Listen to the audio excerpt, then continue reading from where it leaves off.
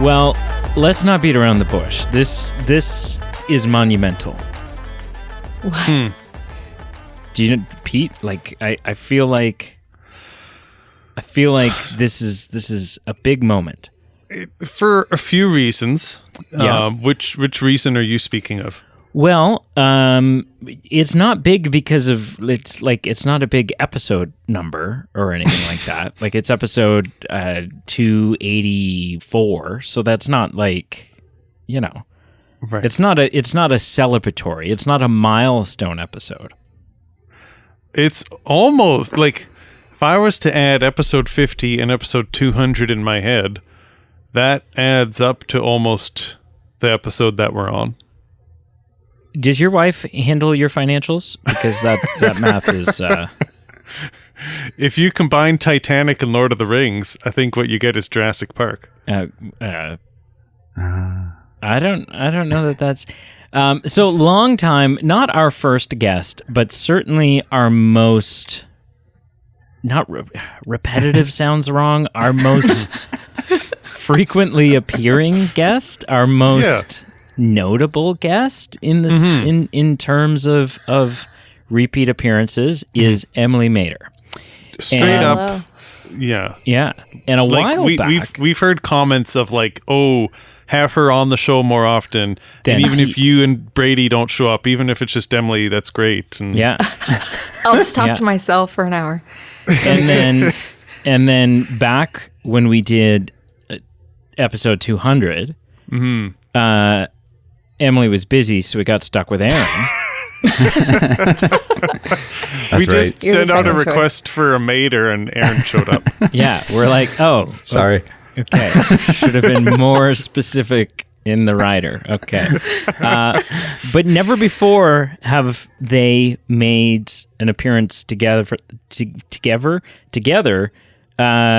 Not only on our show, but anywhere. They're like.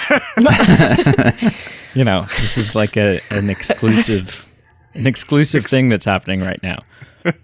Some people started to theorize that maybe they were one and the same, and that it was just a really good. So we're tearing that down. But anyways, Pete, hello and welcome. Yes, welcome to the Movie Men podcast. We are here today.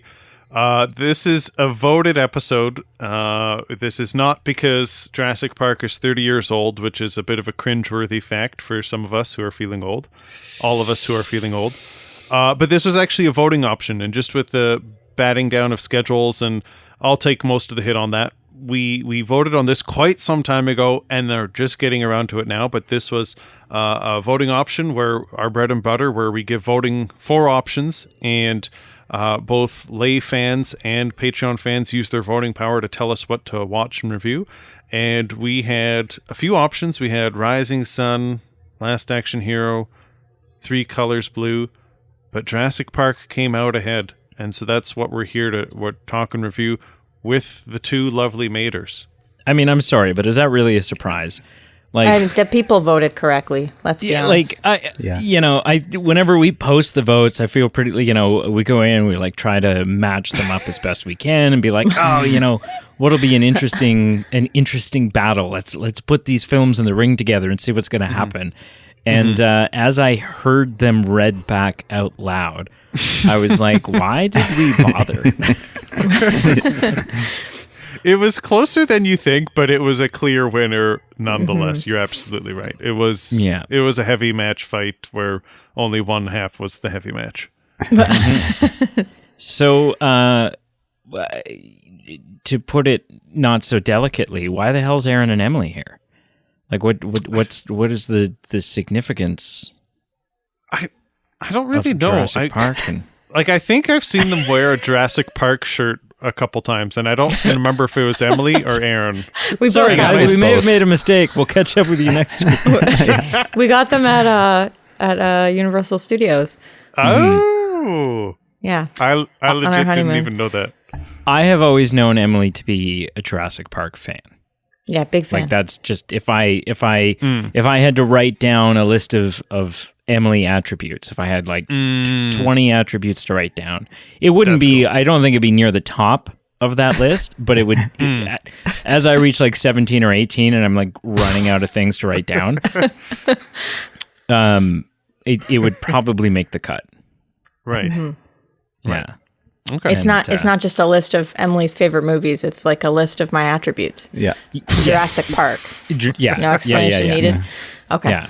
Yeah. Cool. Once you get past like nice, brown hair, like more Jurassic teeth. Park. Yeah. So yeah, let's do this now, Pete. Mm-hmm. Once in a blue moon, you have trivia. I do. Yeah. And not to be a company man and promote the show, but on a new coming soon Patreon episode, I believe I have a trivia question on there too. So we recorded that a week ago. I really don't remember.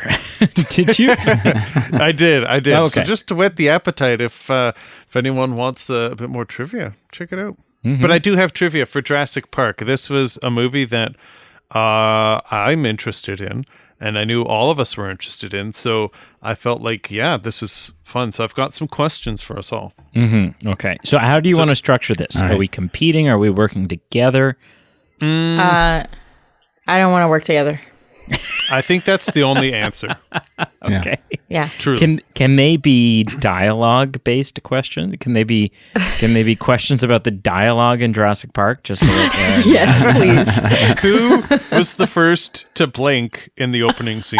Yes. To bring people into the loop, Aaron is the most recent rewatch of this film. If you can call it that. Kind of. Yeah. He watched through the exciting bits last night. I did. I watched with my finger on the fast forward button. Yes. And anything that was remotely not tense, I just skip ahead 30 Anything seconds. that didn't involve blood and destruction. Yeah. You just Exposition skip. Yeah. Exposition skip. Yeah, he essentially exactly. did the equivalent of watching Titanic, but only putting the second VHS in. It's not a bad way to go, honestly. Okay. So how do you? Is it just like the first person to answer? Are we? Let me run through some ground rules. So we'll do the trivia first. That's what we're going to do, and then we'll jump into our initial impressions after. And so with the trivia, I'm going to run through a quick couple tidbits that just to kind of warm up the neurons, just to get us going. And then there'll be 4 questions where it will be free for all. So whoever verbalizes a response first and the response is correct gets the point, so to speak. Okay? I'm sorry, I think my headphones are acting up. Did you say warm up the neurons or warm up the morons? Dealer's choice. Whatever you want to hear, you can hear. They're both similar, and I wanted to make sure I understood the temperature in the room. Okay, that's fine. So there's only 3 of us, and you said morons plural, so I'm just... It could still just be, it could just be Aaron and I. Yeah, Emily doesn't need any warming up. So, obviously, as we may get to later, this film was booked on a story, on a book, on a novel. Mm-hmm. And many studios put in a bid for the book rights so that they could make a movie based off this book. And obviously, Steven Spielberg and Universal Studios won the bid and acquired the film rights. Mm-hmm. But apparently, amongst many of the studios and many of the creators that were along with those studios, one potential suitor was Tim Burton with Warner Brothers. Oh, my. Weird. Oh, fun. That would have gone very differently. Like, I'm picturing like Sweeney Todd mixed with Jurassic era or Cretaceous era, and just I feel like it would have just been notably darker. Not even like literally, just metaphorically. Just everything is dark. I'm kind of genuinely hoping that one of the studios was Disney and that they had a script that was like, at some point, everyone thinks the T-Rex is dead, but only through true love's kiss. So picture the film and the characters, But for Grant and Ian Malcolm, you've got Harrison Ford as Grant and Jim Carrey as Ian Malcolm. Is that who Burton wanted to cast? No, sorry, this is separate. So just okay. Names considered once the project was moving forward, names floated Harrison around. Ford and Jim Whether it was considered, whether the audition, hearsay, but at some point, someone at least speculated that these people were thought about. So just Jim Carrey. Jim Carrey as Ian Malcolm. Yeah, I'm not sure I'm crazy about the Jim Carrey thing, but honestly, like Harrison Ford would have been much different. Yeah. Than He Sam would have made Neill, a great Grant. But I think it would have been good still. Like I can still see this just kind of pissed off and over it kind of character. Yeah, he would just be like, everyone here is retarded. And just yelling at kids. Exactly. Yeah, for sure. Final tidbit, and then we'll get right into it. This one's for Brady, and you'll know why. Sean Connery was considered for the role of John Hammond before Richard Attenborough was chosen. Oh my gosh. That's amazing. Oh my gosh. That's amazing. That's the only thing that could be better is if like Nick Cage was going to play one of the Raptors. There would have been no escaping that kitchen. But yeah, Sean Connery would have been. I mean, obviously Richard Attenborough, that was inspired casting. But sure, yes. I'm just picturing this I'm picturing in the field when they first see the brachiosaurs and Pete's Sam still laughing Neill's at like your joke, Aaron. freaking It's out. a good one. It's And good. he's like, how did you do this? And instead of the sweet melodic Richard Attenborough saying, I'll show you, I'm just picturing Sean Connery, I'll show you. What I'm picturing is at the end when everyone just escapes for their lives. The helicopter doesn't come and they're all just floating off on a boat, and he's like has women clad around him. Yes. Oh, if it's a Sean Connery film, Jurassic Park would have had to have ended with Sean Connery having sex on a boat. There's only 2 women in this film. Well, It's overwhelmingly male. Yeah. It is, well, actually. no. Hey, all of the dinosaurs are female. That's Hold true. back. Come on. Okay. Okay. Sure. Human right. females I was referring to, but sure. Well, that's fair. Yeah, that's fair. Okay, first question to he or she or whoever, if they all answer at the same time, answers it loudest. Where and, if you know when. Sorry. Actually, let me rephrase that. I got it backwards. When. And if you know where, that's fun too. When was the first skeleton of a T-Rex discovered? Oh, good Lord. This is not a Jurassic Park question at all. Well, it is. No idea. 1731. Channeling my inner Dr. Geller. I'm Dr. Killer. 1731. I don't know. Like Something interesting while you think about a date.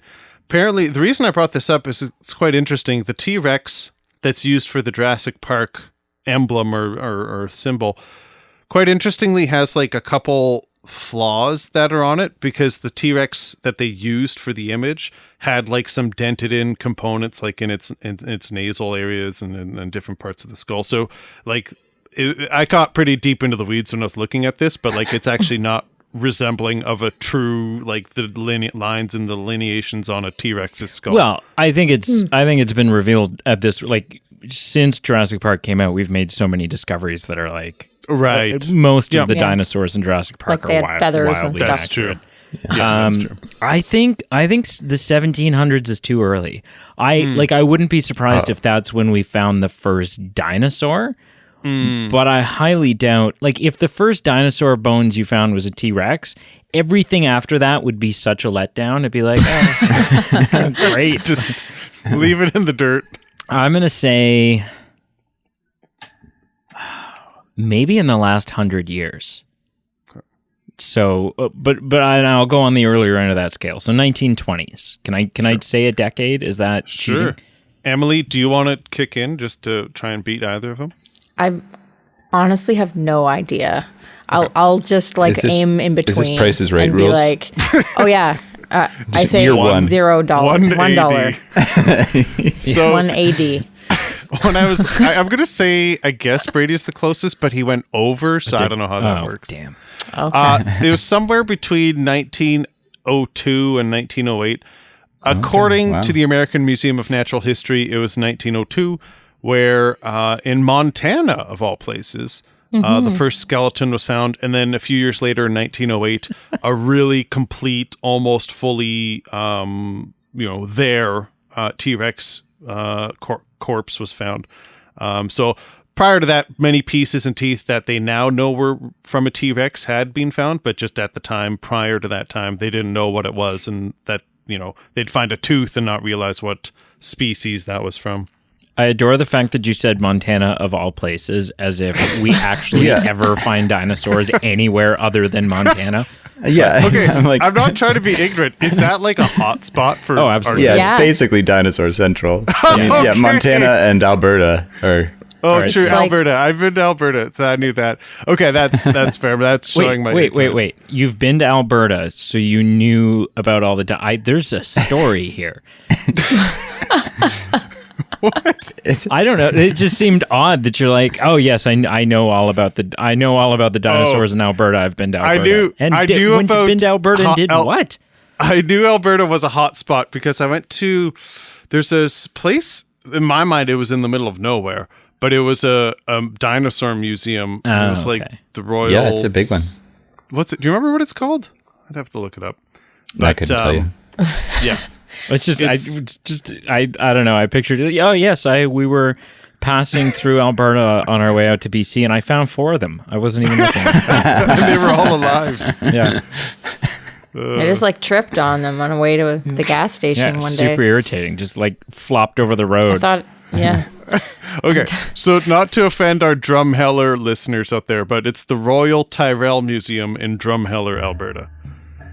Okay. Yeah. Yeah. There Second goes half our question. listenership now. That's fine. Second question. This is more film theme related. How many Oscars did Steven Spielberg films win in this calendar year? So that is the 66th Academy Awards. So that would have been for 1993 films. So I'm talking Oscar trophies that Steven Spielberg's name was tied to. 5. I'm not sure. I knew there were other Spielberg films from this year. 93. I don't know. So Emily's on the board with 5. Anyone else? Total shot in the dark, but I figured I'd give it a It's try. a good shot. I'm gonna say 12, which feels very generous. That's a bit But generous. I mean, Steven Spielberg. We're talking had that, 1 year. Had that golden streak. Okay. Yeah. Yeah, Brady? That year that Steven Spielberg was good.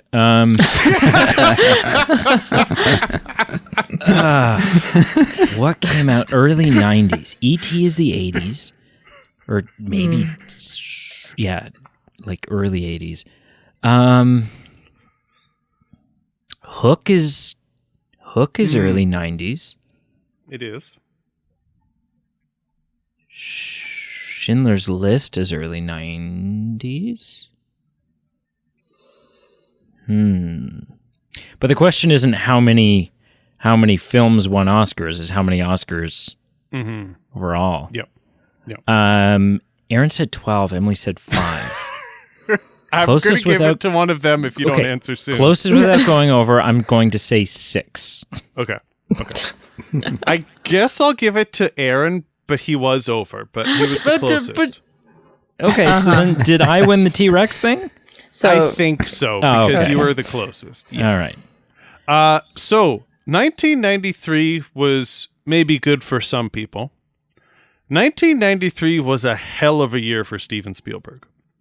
So if you ever feel good about a year, put it next to this year and feel like crap. okay. Steven Spielberg not only had the highest grossing film of the year in Jurassic Park, but he won Best Picture in Schindler's List. Oh, I knew Schindler's this. List. I knew So- that Schindler's List was the other one because I was watching. Steven Steven Spielberg just did this hour-long interview with Stephen Colbert following The Fabelmans. Oh, And he talked about how when he got the script for Schindler's List, he like walked away from Jurassic Park. Like Jurassic Park was shot and it was in the editing room, but he like left. He like told the studio, I'm out. I have to go make this film and I have to make it now. And so like the rest of Jurassic Park was left up to like the editors and producers and stuff because he just like pieced out. Yeah, I knew that. Okay. Well, and from what I've read too, like he was kind of, his hand was forced, not forced, but to do Schindler's List, I guess he was like kind of voluntold you need to do Jurassic Park. And so what happened was, it worked out. He got 15 nominations for both films. Wow. 10 Oscar wins between the two. So 7 for Schindler's List, 3 for Jurassic Park. And the 3 for the film we're talking about today were all incredible technical achievements, so visual effects and sound.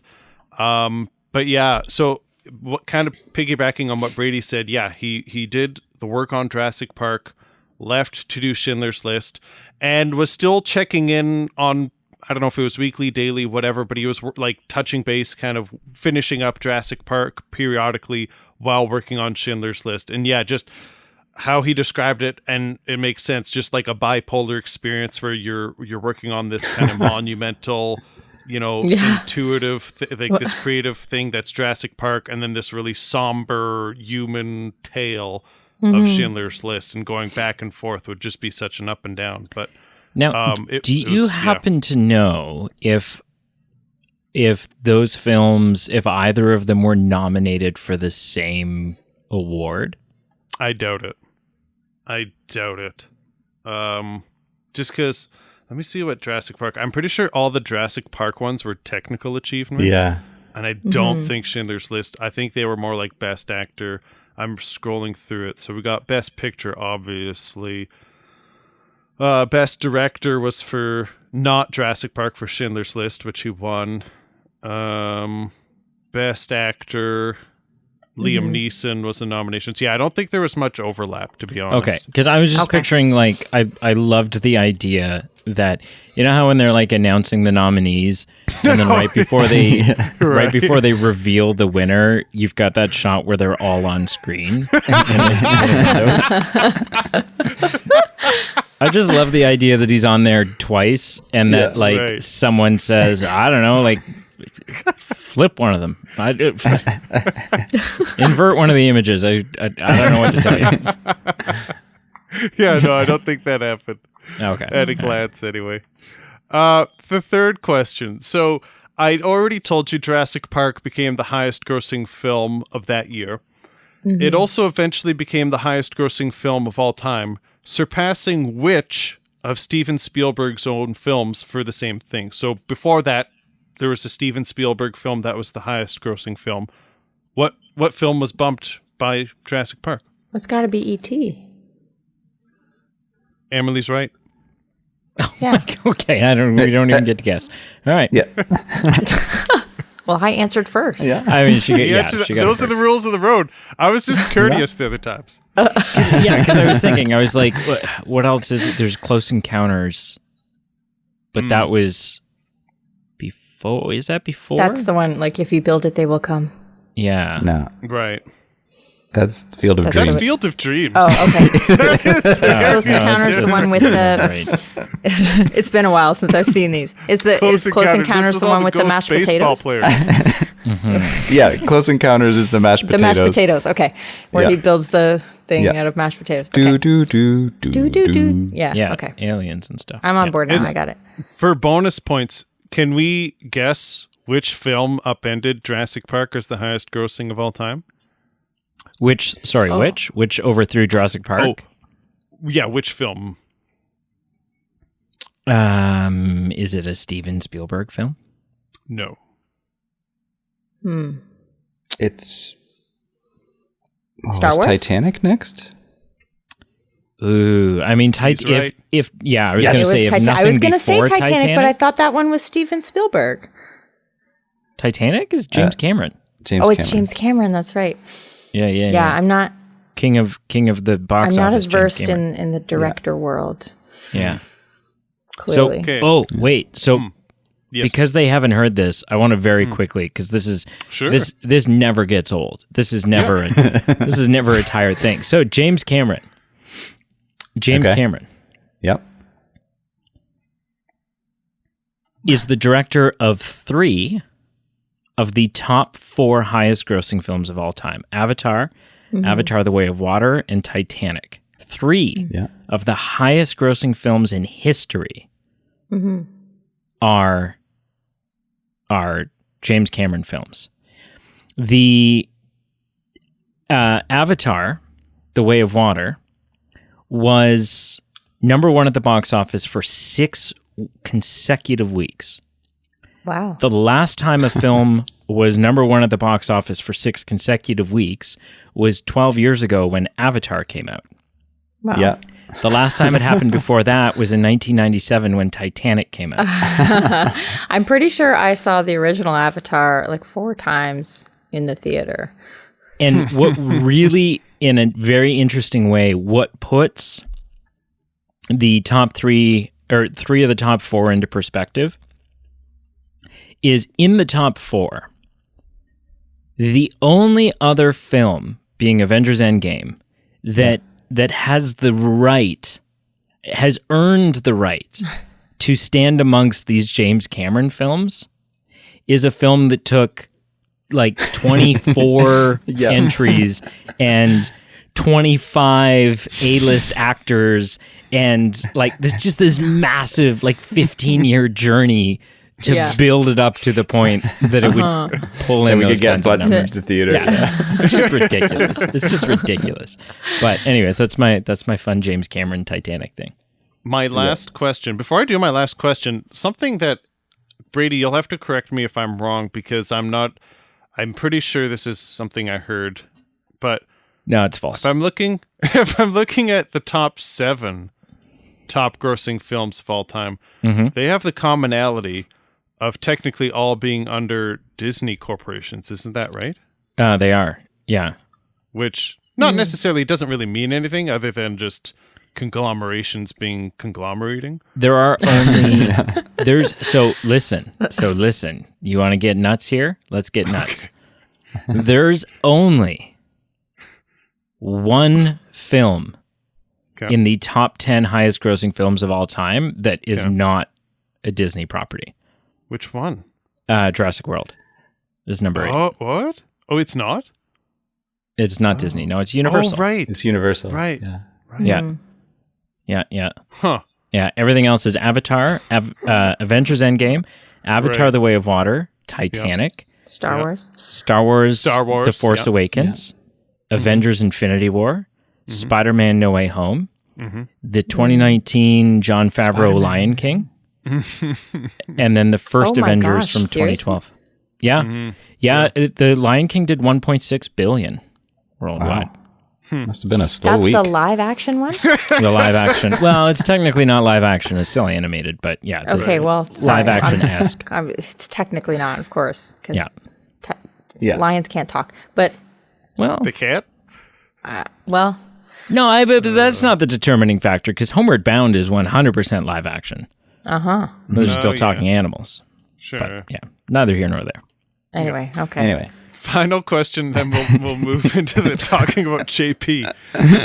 The popularity of Jurassic Park led the management of what sporting franchise to found which professional sports team in 1995? Oh, gosh. This is the Toronto Raptors. There you go. Ding, ding, ding, ding. I had to ask it. Yeah. Oh, that's cool, That's though. good. I mean, I didn't make the connection, but I guess that makes sense. It's a great name. I just didn't know how there are some lame Raptors sports were. team names. That's not one of them. Yeah. It's like the last non-racist sports team name. That's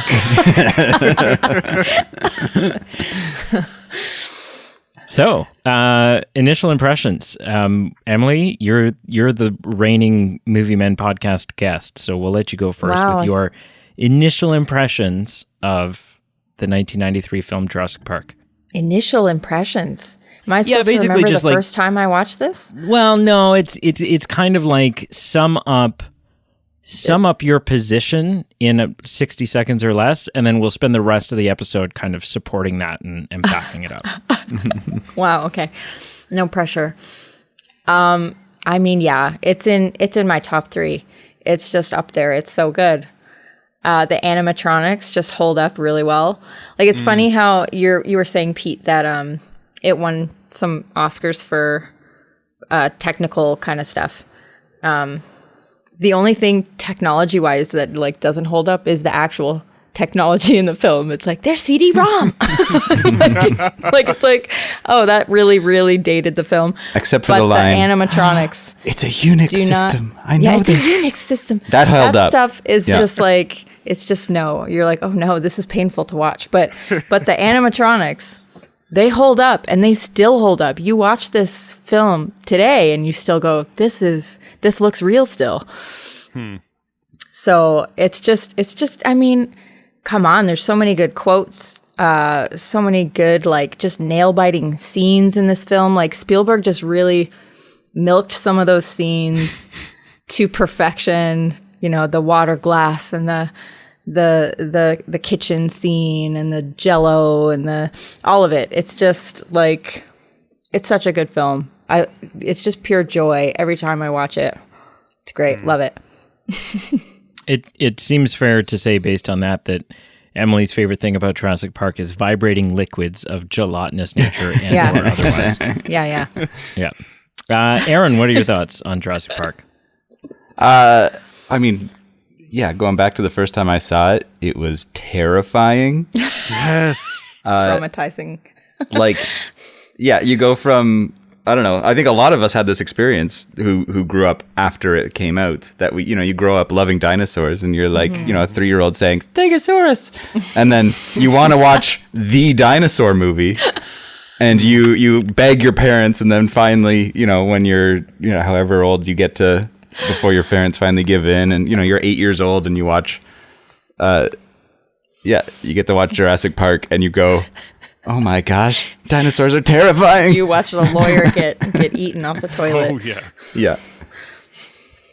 But yeah, I mean, I'm gonna echo what Emily said and say, like, in particular, like the how well they animated the fully CG dinosaurs. And like, yeah, we've all seen the behind the scenes of how they like how they puppeted those using puppeteering artists. But yeah, so their movements are so stinking good compared to anything that came out in the 10 years following. Like it was decades ahead of its time. Okay, yeah, I echo a lot of what they said. I mean, every so often in Hollywood, you get a film that comes out and it almost warrants looking at it and saying, okay, well, that's cheating. Because you've got Steven Spielberg, John Williams, Sam Neill, Laura Dern, Jeff Goldblum, Richard Attenborough. You've got Samuel L. Jackson. I mean, people forget about Samuel. that one. And Samuel Jackson, I'd say before he's really hit the scene. Yeah. And a number of special effects artists who are like at the top of their level. Right. Like, yeah, the puppeteering crews, the animatronic crews, or like the A-list teams. Sorry to take over there, Brady. No, all good. Get out. No, it's just, and this is something I'll unpack as we go on, but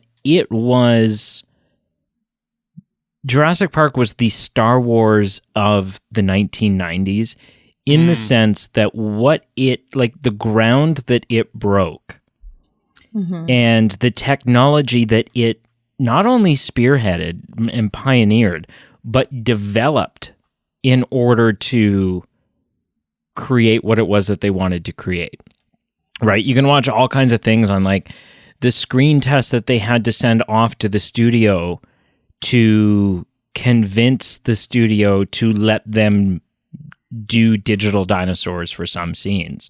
And like the stakes that were there when everyone sat down to watch the test footage for the first time, and like, is this can this work? Like, is this something that you're going to buy when you see it? And it was. And you know what? Some of the some of the CGI shots don't hold up 100%, just in terms of like maybe some shading effects and stuff that would be very easy now to go back and remaster. But yeah, it's groundbreaking. It's incredible. It's just iconic. It's absolutely iconic. Pete, what say you? I, like Aaron, I remember seeing this as a child. My babysitter lent the VHS to me, and I was too young, and I made it like the opening sequence, and then my parents shut it off because it was just terrifying. Yeah, the opening scene is someone getting eaten by a dinosaur. The opening scene was like shoot her, yeah. But then there's the little girl too. You didn't even make it that far. Or is the little girl the second one? That's in the second one. I think that's number 2. That's number 2. On the beach. Yeah. Which is that scene happens in the first book. Yeah, so I just listened to the first hour of the book. Yeah, I noticed that. So I was like, wrong. wasn't that the second one? Yeah. Right. Yeah, Okay. it happens, and there's a lot of kind of cherry picking between the two books that were done. I'm excited to listen. I'm listening to the audiobook. That's cool. So I'm excited to hear the differences. I've never read the book, so. Well, as a side note, and I'll give my initial impression, but I'm curious. I'm actually considering reading the book too, and I'm intrigued because what I've heard, like I read this online, that apparently the final, I guess the book is what I'm trying to say, is way more violent than the film. Because apparently the film is quote unquote toned down from what happens in the book. So Yeah. I'm just curious. An hour into the audiobook, I would agree with that. Yeah, Oh, really? So honestly, and it's a 15-hour audiobook according to Audible, and I'm 1 hour in, and I'm already like, yikes. So this will be fun. Yeah, So, yeah, see, the because thing apparently is, the like, movie left out a lot of like exposition and violence, and so I'm just curious how it's different than the film. Sorry. well, Brandon. yeah, because you can get real graphic in a book. Yeah, And it's true. not Some things are really only- hard to. Not only is that sort of, is a subjective thing, because so much of that is left up to the imagination of how the reader is visualizing it, but also you can get real graphic in a book, and your book's not going to suffer financially because your book landed an R rating and kids couldn't go read it.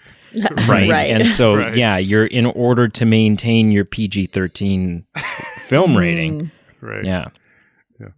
But yeah, my initial impression, once I was old enough, totally watched this as a kid. My Hasbro toys that I had as a kid that I adored, or a first-hand account of that. I remember specifically, I didn't own this. I think it was either at a friend's house or department store. I remember seeing this on Laserdisc, which was a thing.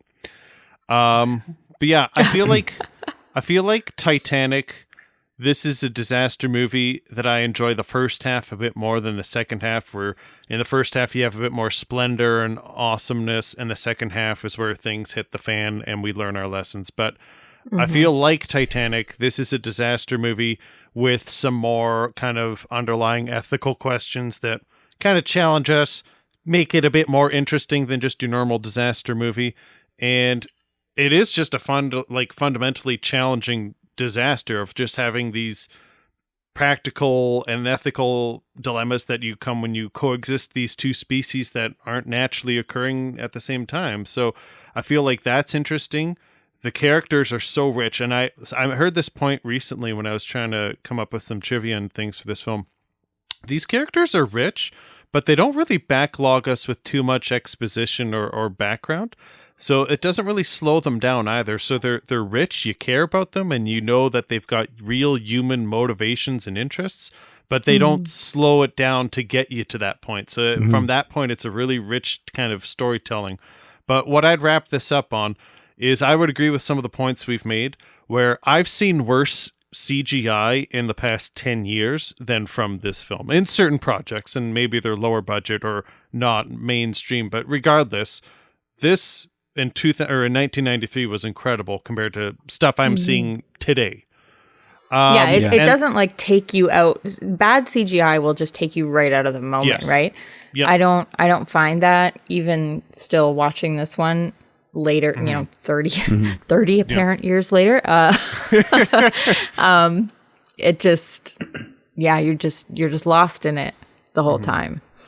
My final thought for the initial impression, and it's more of sadness, is I really enjoyed seeing Titanic in 3D 4K.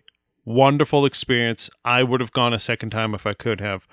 And I heard from someone's review online that in 2012 or 13, whenever Jurassic Park 3D came out, that they preferred Jurassic Park 3D to Titanic as far as overall experience. So I'm a little sad that Jurassic Park isn't getting the 30-year 3D 4K release, and because I would so love to see that. Right. Yeah. You've heard me. You do know that that's me, right? I've heard. That is A you. little birdie told me. That is for sure you. But Okay. I've heard someone else say it. And Okay.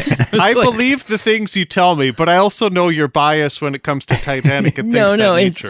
So I So mean, when someone else says it, I go, okay, what Brady's saying is true. Like, I it must be do. true. I do still think that Titanic was the better 3D theater experience, in my opinion. Sure. But Sure. the second greatest movie theater experience I've ever had, because it had the same flawless 3D conversion where they were able to like nitpick and cherry pick, and you and I sort of landed on something when we did our Titanic review, which was that it's Second Titanic review. our Titanic 3D review Yes. was that so much of what made it an incredible 3D experience is that it was not shot with 3D in mind.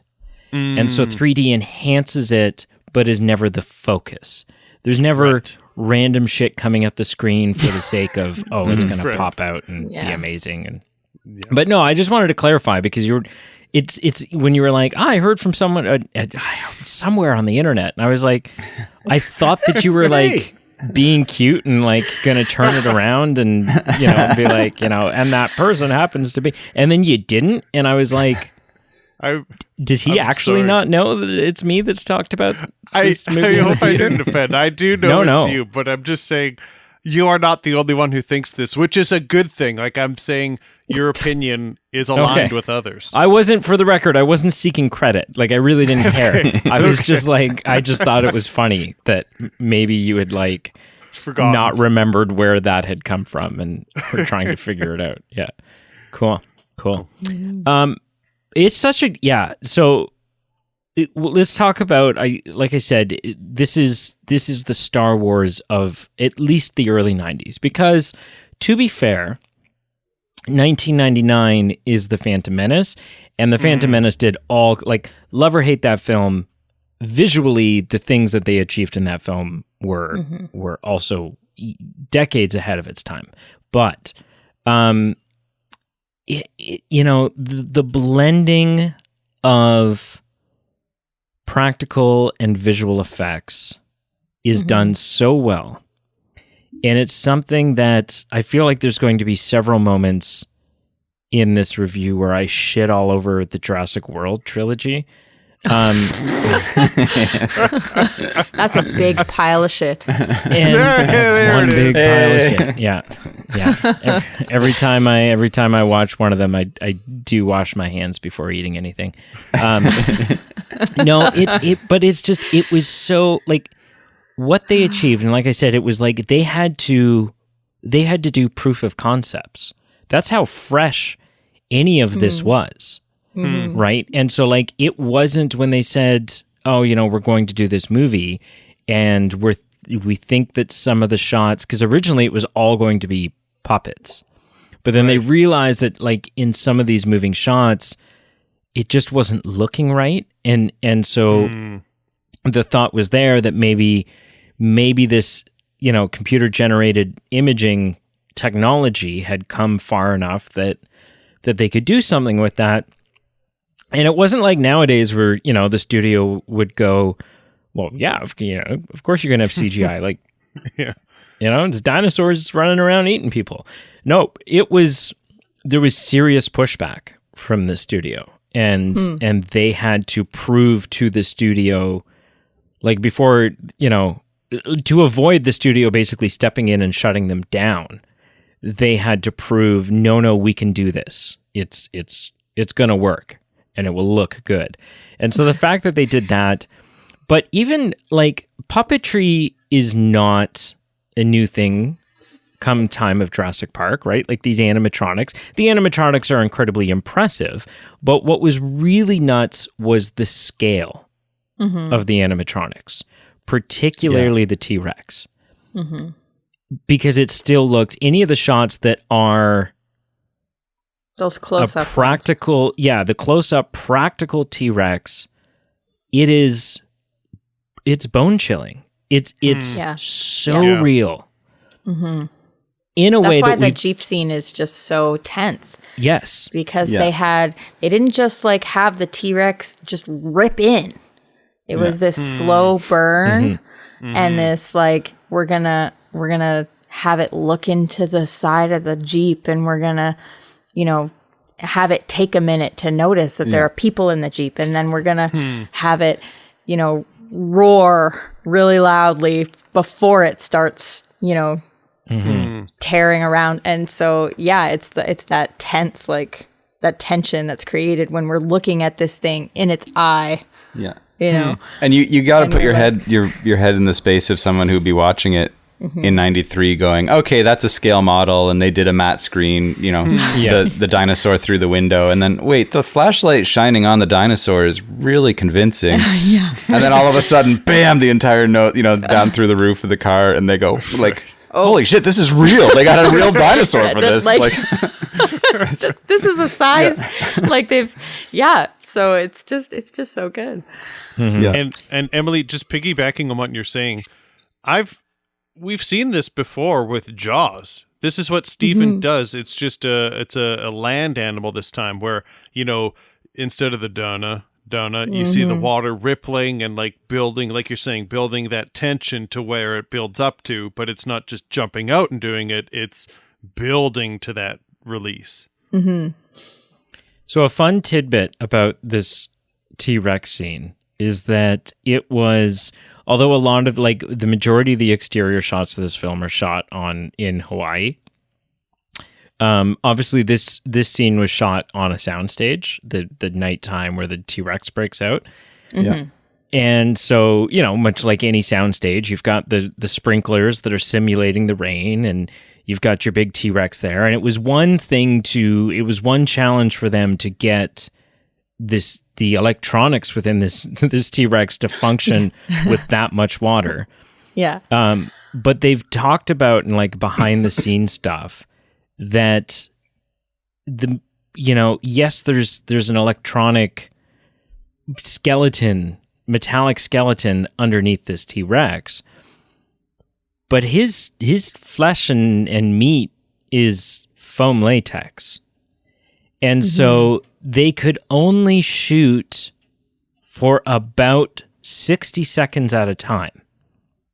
This scene took forever because they would shoot for about 60 seconds at a time, and then the T-Rex would become so waterlogged that it went from weighing thousands of pounds to tens upon tens upon tens of thousands of pounds, and the animatronics stopped working. Like the actuators and the motors in it could not function because it was so heavy. And so they would shoot for like 60 seconds and then bring in dozens of these like industrial fans and these like trying to dry this T-Rex out. Yeah, what a nightmare. I did hear about that, and that's incredible. That is incredible, because if you have to cut a scene like that every 60 seconds to have it come together the way that it did and it feels so seamless, it's pretty incredible. That's a credit to the editors right there. Well, and it's also just an insurmountable increase in cost. Like, it's not cheap to yell cut and then have everyone standing around. But the other real quick thing that I want to say, because it ties into the rain that they used. So sort of the device that is set forth in this film that explains why the disaster occurs is that there's this tropical storm that's hitting the island, that is hitting Isla Nublar. And that was somewhat improvised. That was them being able to roll with the punches. The reason why, like, you even see the shot of the waves crashing against the dock that they're all supposed to be going down to get on the boat and get the hell out of there. That is footage that the crew took standing on their hotel balcony with like a crazy telephoto lens while the entire cast and crew were storm stayed in their hotels and unable to shoot because of a hurricane that hit. Wow. Like that was not supposed to be, it wasn't originally supposed to be the story. And so, they just kind of rolled with the punches. And then a lot of the exterior, that's why a lot of exterior scenes end up being shot. Like sometimes you'll see an exterior scene and it is an on-site location. And then sometimes it's a really good, really convincing soundstage recreation because they weren't done shooting and Hawaii got decimated. And there was no way for them to, like, there was no way they couldn't use the locations anymore. Stuff had just been completely destroyed, and there was no electricity, and there was no, like, it was, what hurricane hit Hawaii in 1993? Hold on to your butts. Hurricane Iniki? Iniki. Oh, yes, I remember that one. Okay. What a time. Sure. Yeah. Causing classic. I was 5 years old. Causing $3.1 billion in damage. Wow. 3.1 1993 dollars. Oh, jeez. Yeah. Yeah, it was like a That's, class 5 hurricane. Wow. So. Yeah. So I kind of feel like going off of what you were saying there, Brady, about like, the whole reason this all went south. I feel like we could honestly, we could probably debate for hours about what actually went wrong here. Like, I feel like I've gotten into lively debates with people about why it all went south in this movie. The moral whose shoulders does the blame lie on? Or like, what possible plot holes are there here and things like that. So I feel like I've heard people say things like, the spared no expense line is such a plot hole because because everything's cheap and doesn't work. And I go, no, it's not a plot hole. It's a lie. Like he's just a liar. I think it's not the stuff that's crap. It's that this employee felt that he was being underpaid. But arguably, if an employee is disgruntled, arguably there's circumstances where you can never pay them enough, and he would have still exploited the park because he knew its weaknesses. Or is this just a cautionary tale of paying your IT guys properly? I mean, there's a lesson to be learned. There's many lessons to be learned. I think that's the lesson here is to pay your software developers. Yeah. And there's definitely no bias in my opinion saying that. But you got to pay your IT guy.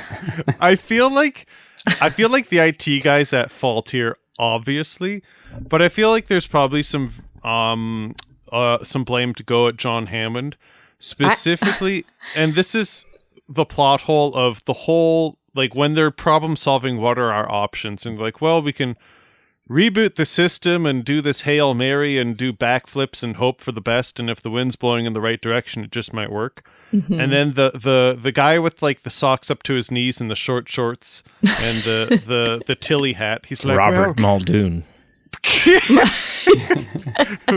He's like, why don't we just follow through with the lysine gene fallback plan? and if the dinos don't get this, they'll all just collapse and die. And John Hammond's like, no, we can't do that. Mm-hmm. And then literally 4 seconds later, when they're like, well, we can't reboot the system, that's too risky. He's like, people are dying. Yeah. Yeah. Yeah. He's a walking contradiction. Hammond is the epitome of like everything wrong with the rich people. You know, it's just I feel like they painted him as like kind of Santa Clausy in the film. And so I'm really interested to actually know what he's like in the book, because I've heard that in the book he's really more the villain. Interesting. So I'm very interested to hear that. So, but yeah, it's people call that a plot hole, and I always come back with no, it's just a lie. He's just a liar. He spared many expenses. Like in this film, I think you're hitting on something. Like, he's not really a villain in this film. He's just a flawed, maybe greedy, maybe blinded by ambition human being. Because it really hit me in probably one of the scenes that Aaron skipped because he was just chatting. I've never really paid attention to this scene before until I paid more attention to it this time. Where I wrote it down because it kind of hit me. Where Laura Dern, it's like, you can't think your way. This is after everything's hit the fan and they're eating ice cream because it's melting. Laura Dern says, you can't think your way through this. You have to feel it.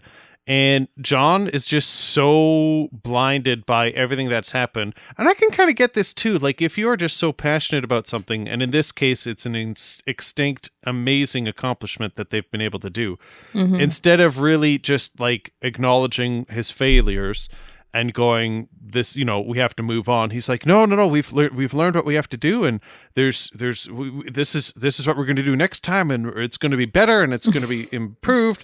And Laura's like, listen, you don't even have the respect for the things that you're meddling with, and it's burned us. Like, that's it. You need to stop. And it's not till the end of the movie where he's like, yeah, this is ridiculous. So I think he's not really painted as a villain. He's just painted as someone who's flawed and maybe a little bit blinded by his own ambition or greed. You don't hate him. Fueling him. No. You definitely, you don't hate him. No. You can blame all him, major but theme you don't hate him. parks. We made us hate. All major theme hate, parks experience breakdowns when they first open. Yes, John. Yeah. But when the Pirates of the Caribbean break down, the pirates don't start eating the guests. It's just a flea circus. Yes. It's a flea circus. So good. Really, all we need is Malcolm quotes. God creates dinosaurs. God creates man. Man creates dinosaurs. Man destroys God. Man creates dinosaurs. Women inherit the earth. Dinosaurs eat man. Woman inherits the earth.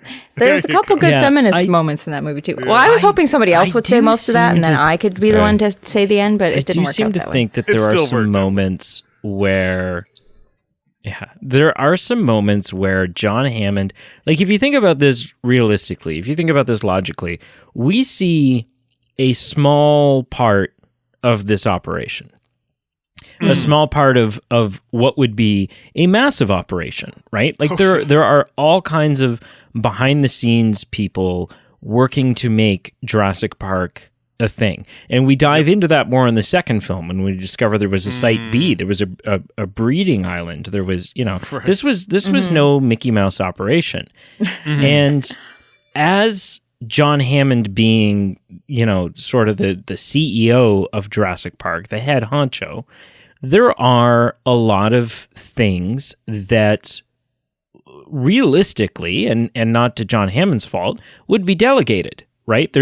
John Hammond would lay out the way that things need to be done. He would lay out the standard. He would lay out the expectations. And then the trust is put in to other people to see that come to fruition. And there seems to be a couple of moments, and I'm not going to be able to come up with an example off the top of my head, but there's a couple of times when shit's starting to hit the fan where it feels like John Hammond is finding out that some corners have been cut and that things have not been done to the standards that he expected, that he had asked for.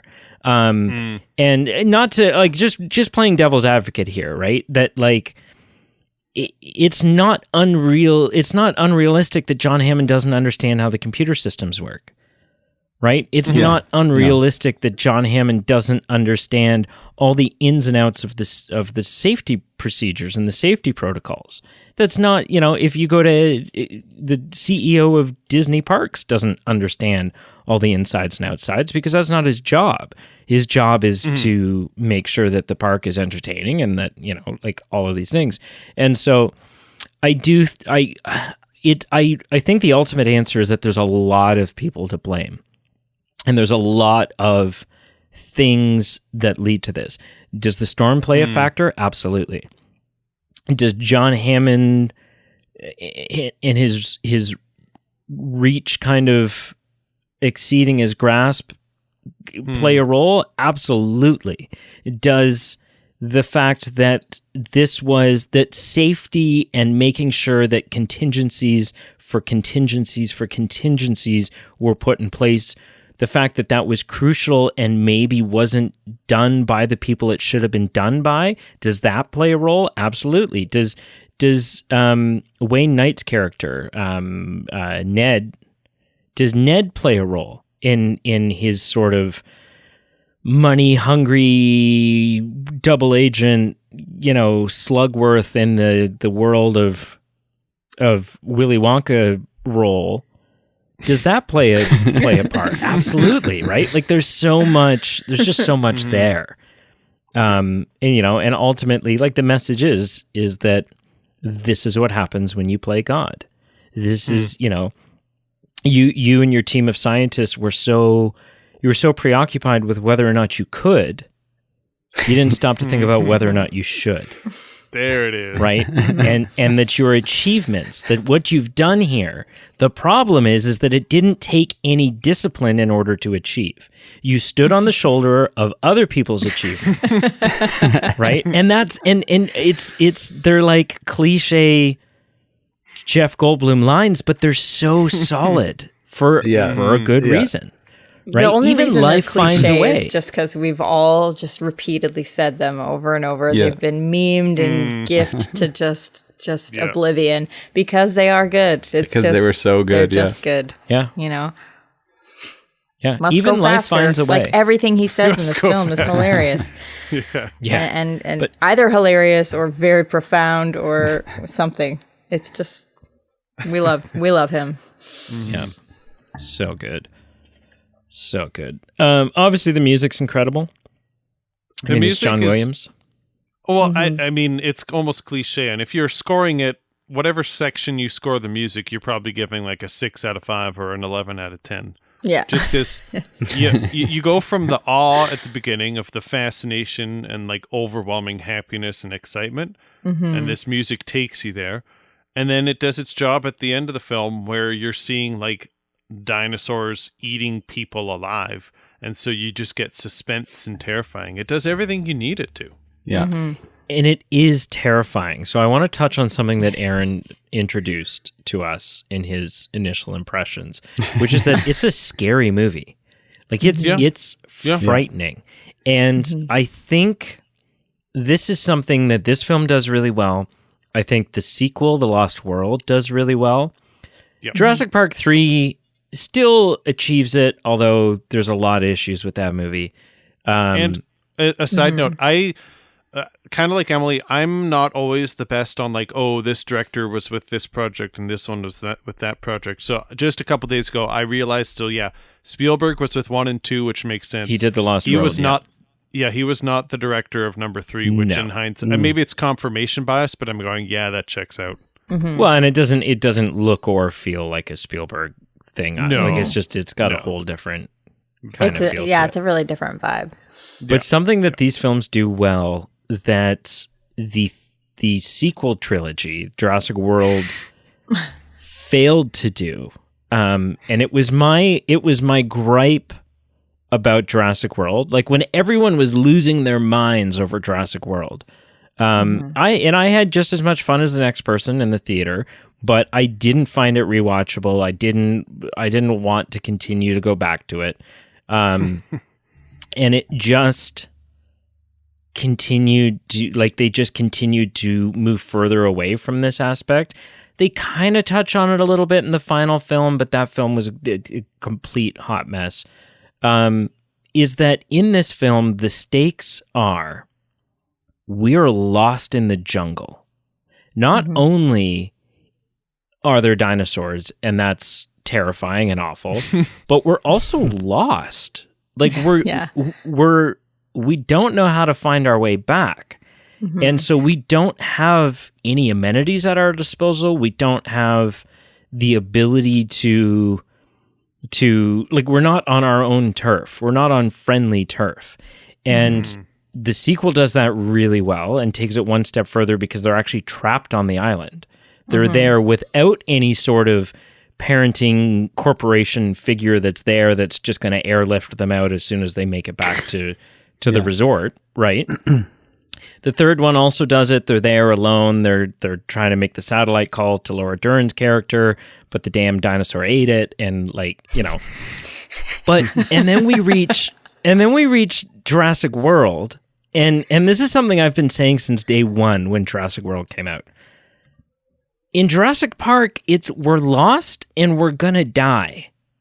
In Jurassic World, we're gonna get sued out of our asses. Like that's ultimately the big threat, because they've got helicopters there. Any point they can just get the hell out of Dodge. But they did toss a little bit in there though, like with the two kids who end up kind of trying to escape on their own, but a little. Here's my experience with It's Jurassic too much. World. If we're gonna move over there for a second, Sure, I was definitely along with everybody else with the I'm losing my mind over this film. When I first saw it in the theater, I was just like, this is the best thing ever. But then I went to watch it the second time, and I realized without all those twists that you didn't see coming the first time, it kind of falls a bit flat. And so I had these rose-colored glasses on, and it wasn't like I was like, oh, this is better than the original. I never thought that. But I was happy. Like at first I was genuinely pleased with what they did with the franchise. But maybe you remember me saying this. It was the second time I watched it that I realized this film doesn't stand up as well as I thought it might, because without those couple twists and turns, it's kind of like, oh, yeah. The biggest moment of Jurassic World so is rewatchable. the biggest moment of Jurassic World is realizing that the Indominus Rex is part raptor. Yeah, that's the big one. That's the oh shit moment. That was the big one. And so as soon as that's gone, then you're like, well, you know? Yeah. Whereas Jurassic Park doesn't depend on any twists. No, it's just good writing, good directing, good and tension. You just enjoy it every time you watch it. There's nothing that's kind of ruined for you because you've already seen it. So that's for sure true about Jurassic World. Pete and I really crapped on Jurassic World disappointment or whatever that we ever final one was called. Disappointment. And it was just like, because it was like, there was so many things where it was like, you know, it wasn't until about a third of the way through the movie that I realized that the final chapter in this dinosaur franchise was a movie that's not about dinosaurs. That it's like, you know, that the big threat here is actually this prehistoric locust that is being created by this greedy corporation, you know, blah, blah, blah. And then just the ending of that film was so ridiculous because it was like, you know, everyone made it out because the film starts and it presents this issue. The issue is that in the state of the world, there's dinosaurs roaming free, and they're showing up at baseball games and eating grandma. Like it's this, it's chaos, and we're no longer the highest in the food chain. And it's like, it's this real issue. And then a second issue gets presented, which are these locusts. And then come the end of the movie, we deal with the locusts, and that's no longer an issue. And then everything's fine, and we all lived happily ever after, and the credits roll. And I'm like, but hang on a second, there's still raptors afoot. Like, that was the final chapter, and there was a big fairly thing alarmed that you here. didn't deal with. Yeah, You didn't deal with the problem. exactly. Like, they now live in a world where you're going to give your kid an extra kiss before they go off to school every day because you don't freaking know. Like, yeah, no, it was. I honestly would have loved if they just fast forwarded another like 10 years where humanity is adjusting to the fact that we are not the top of the food chain anymore. Like, show me the armored, like combines. I want to see like armored farm equipment. And like with the turrets on top of the tractors. Yeah, the biggest threat to your livestock is raptors and T-Rexes. I want to see that post-apocalyptic future. I think if you want to see a combine with a turd on it, you can see that in Florida.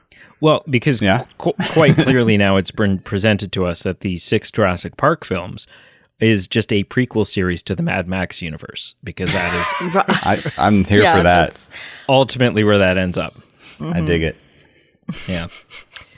Oh man, Jurassic Park. It's so, like, from a merchandising standpoint, like I've been to Universal, the same Universal Studios in Orlando that Aaron and Emily went to.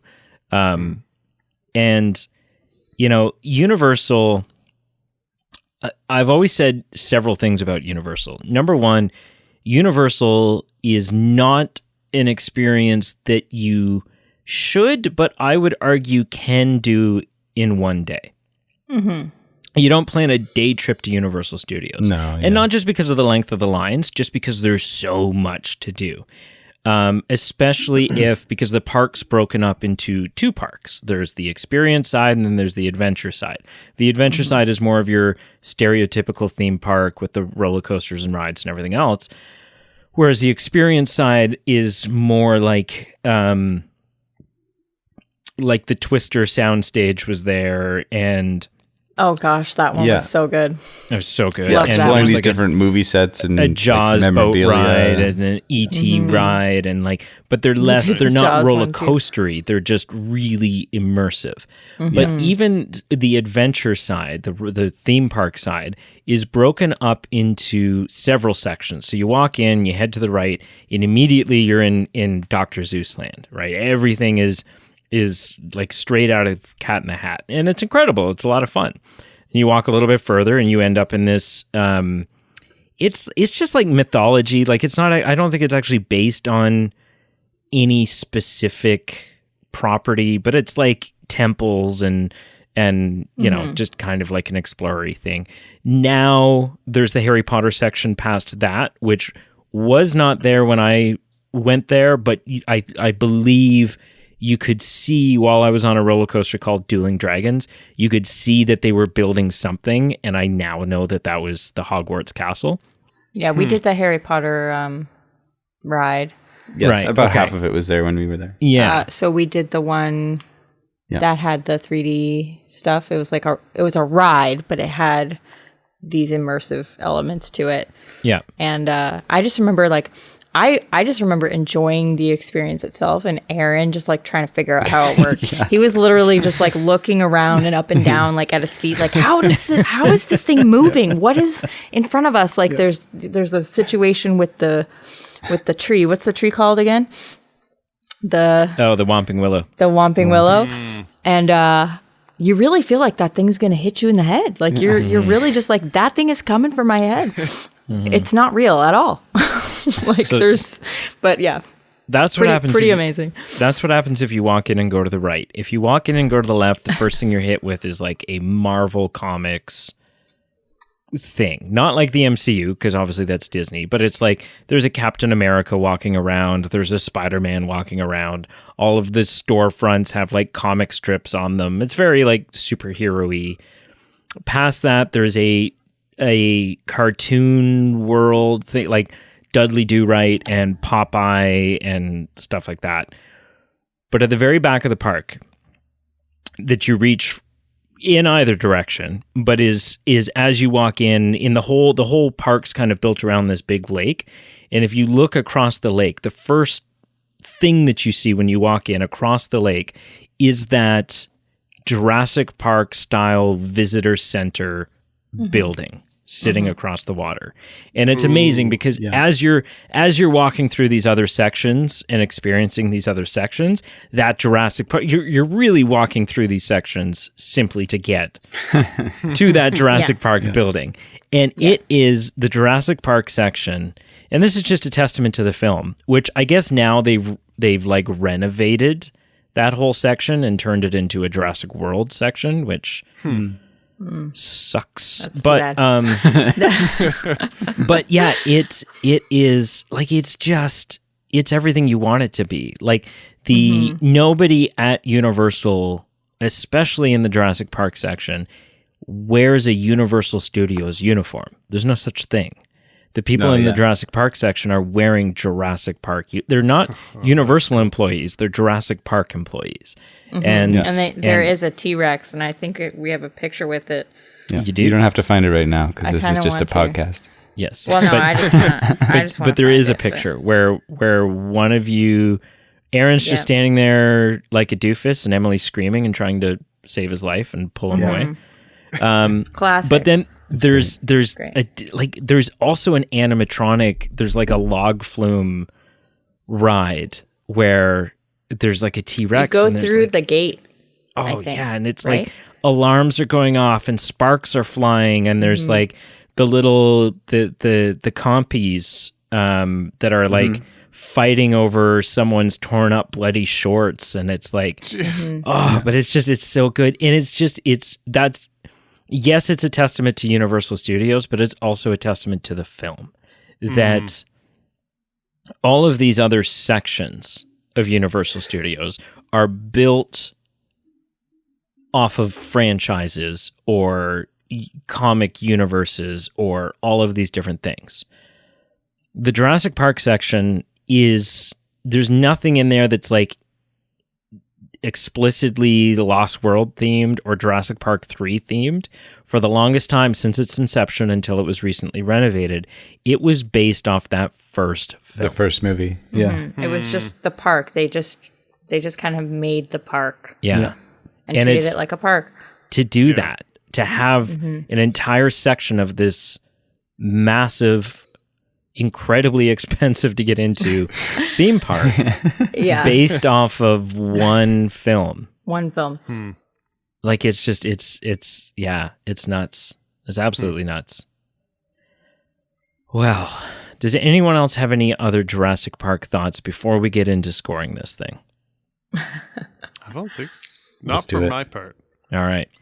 Emily, on a scale of 0 to 10, how would you rank Jurassic Park?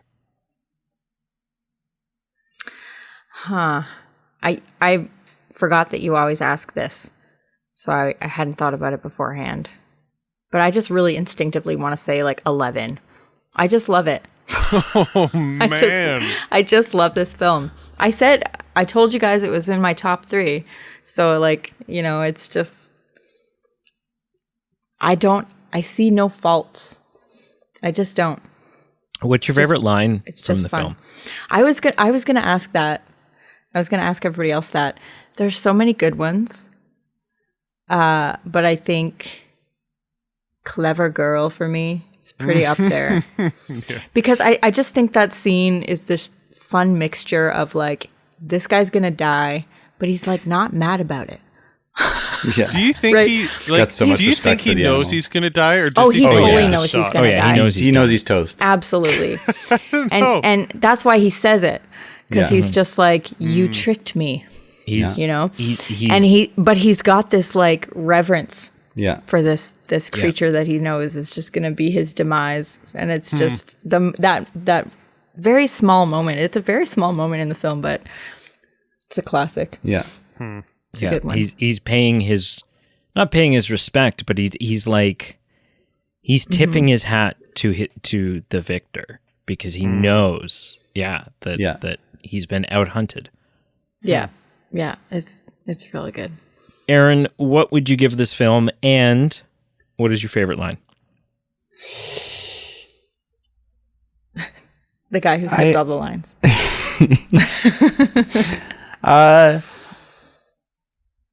I don't want to give it a 10. I want to give it like a 9, but I'm trying to think of why I'm not giving it a 10. Because There's no reason. like it's from the era of movies where we actually put thought and effort into good writing and like a storyline that makes sense. But it was also such a breakthrough movie with the CGI was a decade ahead of its time. The puppeteering of the 3D models was something that they put a lot of effort into doing really, really well, and it shows. And every other film just cheated on that, and they're like, just use your computer and wiggle your mouse until it looks right. Like, where in this movie they built like 3 little puppet dinosaurs, and with actuators and with sensors on them, so you wiggle the tail and you had a reading for what that part of the tail was doing, and then you use that in your in your 3D model. So you had just really realistic movement. It's like just really excellent. Just give it a 10. I'm gonna give it a 9, and I'm not totally sure why. But you're just that guy who just can't. 10 doesn't exist, does it? I don't know. Yeah. I have too much nostalgia attached to whatever my 10 is. Okay. Well, what's your favorite line then? I think my favorite line, the line I'm gravitating right now to, is when they get the power back on, and the girl goes over to the computer and she's like, "It's a Unix system. I know this." And she gets the locks working. She saves the day. And saves the day. Because she's just like a frightened girl the rest of the time, but she's like, "Oh yeah, I know computers." She just takes over and saves the day. I'm just a big fan of that. Pete, on a scale of 0 to 10, well, you know the drill. Yeah, I know the drill. I gave it an 8 out of 10. I'm really toying with giving it a 9, but I landed on an 8. Incredible movie, incredible accomplishment for its time. Really wish I could see it in 3D right now in a theater somewhere. As far as my line, it just depends on the day you ask me. There's so many. I feel like it's either hold on to your butts or maybe the which was based off something they told the CGI animators when they were coming on the job versus like the claymation people. The whole Ian Malcolm line where Grant says, "We're out of a job," and Malcolm says, "You mean extinct?" You're extinct. Yeah. I think you mean extinct. Yeah. My only plot hole that I didn't mention, and then I'll ask Brady what you thought. I also think it's just such a huge conflict of interest where Hammond is trying to get someone to endorse his park and sign off on it, but he's like funding their dig for the next 3 years and flying them around on like first class everything. Like that just seems like a huge conflict of interest to me. Well, I mean, there's already been a death, and so he's a little desperate to Brady, what do you give this out keep of 10? the bloodthirsty lawyers at bay. Which I didn't even know at the time, but this is my first introduction to lawyer jokes. Yeah. Oh, Yeah. Was it? That's good. I give it a 9.5 out of 10. I think it's fantastic. It's exciting. The only reason I give it a 9.5, and maybe this is blasphemous, I actually prefer the second one. Interesting. Yeah. That's a curveball. I don't know if I'd call that blasphemous. The second one's solid, but The second It's one's solid. just so good. Second because one my is favorite the character boy. is Ian The Malcolm. Lost World. The second so- one is the boy who gets lost. Yeah, Yeah. so And getting the birdcage No, that's the third and- one. No, That's the number birdcage 3. is the third one. Okay. Yeah. But it's just so good because my favorite character is Ian Malcolm, and we get a lot more. Obviously, Ian's the main character of it. Yeah. And there was something about like one of the gripes about the Jurassic World franchise that, you know, now we're not at the island, you've taken it away from the island, and now it's like dinosaurs in everyday society, and that just kind of like doesn't feel like it's in the spirit of Jurassic Park. Whereas this one did it properly. Like when the T-Rex gets loose in San Diego, it's the end of the film, it's just kind of the climax. And yeah, it's just, I don't know, it's so fun. It's fun. The two T-Rexes that are pushing the RV over the edge of the cliff, and Ian Malcolm going, Mommy's angry, like, because they've got the baby. It's just so good. My favorite line from Jurassic Park, and I'm so glad that nobody else said it, it's just a moment that I think is so clever, is right at the end of the film when they've been rescued. You know, the T-Rex is done his roar, and the banner falls down, and, you know, all that stuff happens. And they run out, Alan Grant and Laura Dern, Ellie Sadler runs out with the kids, and they get in the Jeep with John Hammond. And the first thing that Alan Grant says to John Hammond is, Mr. Hammond, after careful consideration, I've decided not to endorse your park. And John Hammond says, as have I. It's just this it's this moment where, yes, like everyone's on the same page. Everyone goes, this was a shit show. This was a terrible idea. Yeah. This was not good. Well, this is typically a question that I would ask everyone individually, but I feel like chances are Aaron and Emily's answers are going to be the same. So, Aaron and Emily, what did you guys watch this week? I watched several parts of this film of Jurassic Park. I watched everything except the dialogue. Last night. So. Well, I just recently introduced Aaron to Dirty Dancing. I don't know if it counts as this week, but he hadn't seen it. Yeah, I'd never seen it. Juicy. So we had to fix that. The other Patrick Swayze movie. The other but do I have time for movies? No. Have I watched any movies in the last week? We might watch like an episode of something. Yeah. And then you're toast. We're working hard. Yeah. I finally got around to watching the new Top Gun. Yes. And wow, the sound design on that one is really good. I got about halfway through and had to switch to headphones. And I wished I had watched the entire thing in headphones because it was just like, woo, this is good. Yeah. It won. It won for sound. It won the Oscar for sound. Yeah. It's a really fun film. It's really fun. Can you believe that film did not get a nomination for cinematography? Ugh. Come on. To have shot all that practically by developing a camera that would fit inside the jet. Like, it's just nuts. It's nuts. Yeah. Pete, what'd you watch this week?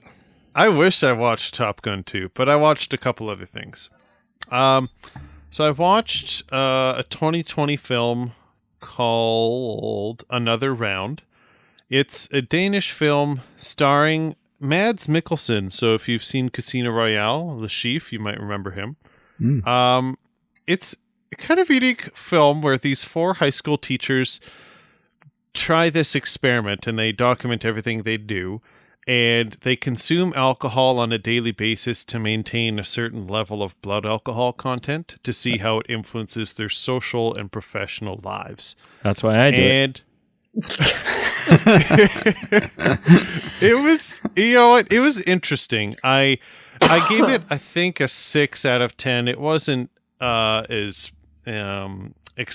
interesting or moving as I thought it would be, but it definitely tackled this interesting concept. And I feel like it's a kind of a dangerous topic to cover just because you can really get into some heated topics of substance abuse and, drug and alcohol dependency and different things like that. And I feel like the film did a good job not labeling, not judging, not having any preconceived notions, and it still was able to tell the story that they were trying to tell without kind of getting too like offensive or judgy. So it was an interesting story. I probably wouldn't watch it again, but it was captivating and it was interesting, and I do like Mads Mikkelsen, so it was entertaining to watch that. The other films, that was like the best of the films that I watched. The rest were just kind of throw it in because I wanted something light. So shout out to Emily Mader, who is on this show with us right now. Emily, you had this social media post recently that it was like, pick your top 3 favorite films in this category, and it was like romantic kind of chick flicky films. And my wife was like, hey, you haven't seen most of these, let's watch them. And so we've been like checking them off one by one. And That's a lot amazing. of them were actually hidden gems. Like John Carter Must Die really hit with me. That landed way more than I thought it would. It was hard for everyone in the comments, and I had a lot of comments on that post. That was a popular post. It was hard for people to pick. It's a list. It is. That's fun.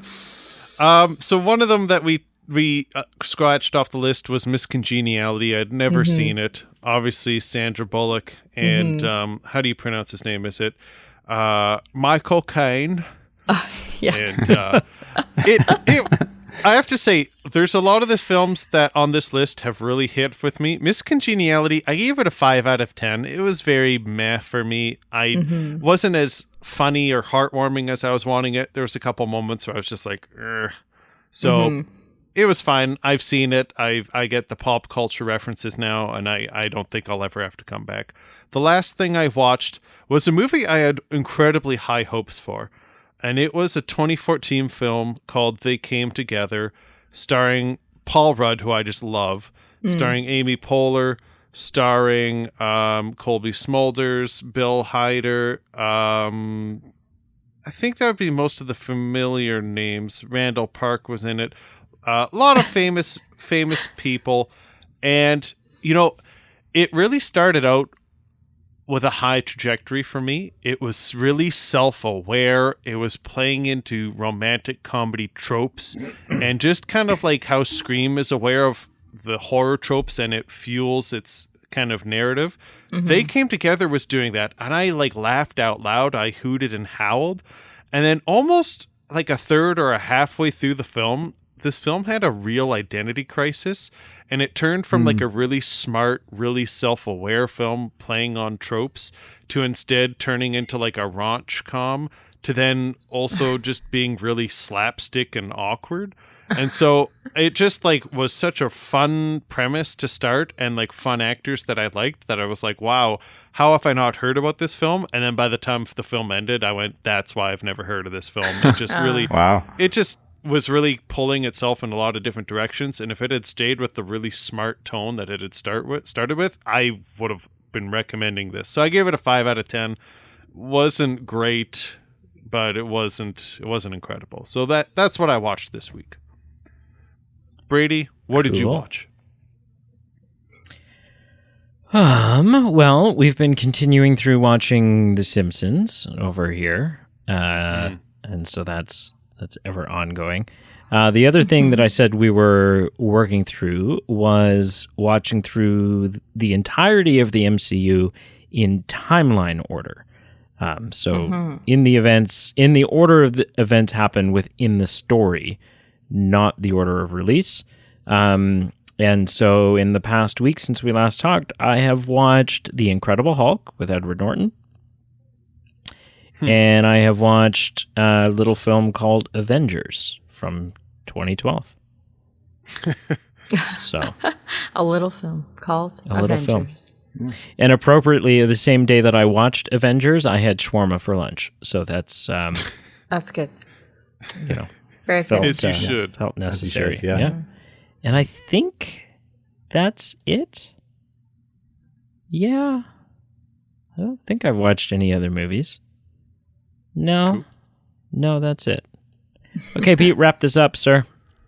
Well, thank you first and foremost, thank you, Maters Squared, for joining us today. We do appreciate it. And it's nice having you guys on just in general, but not just waiting till it's a milestone episode. So thank you both for joining us. Thank you. And Yeah, thank it was you an for honor. having us. We'll have to do it again in another 30 years when Jurassic Park turns 60. Well, it is worth noting, and we should probably, just like, this seems like a bold assumption, but we're